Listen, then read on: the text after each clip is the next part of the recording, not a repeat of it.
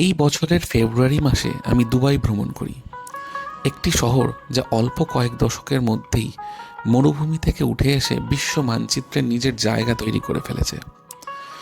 এই শহরের কেন্দ্রবিন্দুতে দাঁড়িয়ে আছে পৃথিবীর সবচেয়ে উঁচু স্থাপত্য বুর্জ খলিফা। হ্যাঁ, ঠিকই ধরেছেন, আমি এখন বুর্জ খলিফার একদম টপ ফ্লোরে। শীর্ষে উঠে যখন নিচে তাকাই, দুবাই আর শুধু একটি শহর মনে হয় না, এটি যেন পরিকল্পনা, প্রযুক্তি এবং মানুষের অসীম আকাঙ্ক্ষার এক জীবন্ত উদাহরণ। এই উচ্চতা শুধু চোখে দেখার নয়, এটি দৃষ্টিভঙ্গিও বদলে দেয়। শব্দ এখানে অপ্রয়োজনীয় হয়ে পড়ে, নীরবতাই ঠিক তখনই সবচেয়ে বেশি কথা বলে। বুর্জ খলিফা কেবল একটি পর্যটন কেন্দ্র নয়, এটি আধুনিক স্থাপত্য, প্রকৌশল, দক্ষতা এবং মানব সভ্যতার অগ্রগতির প্রতীক।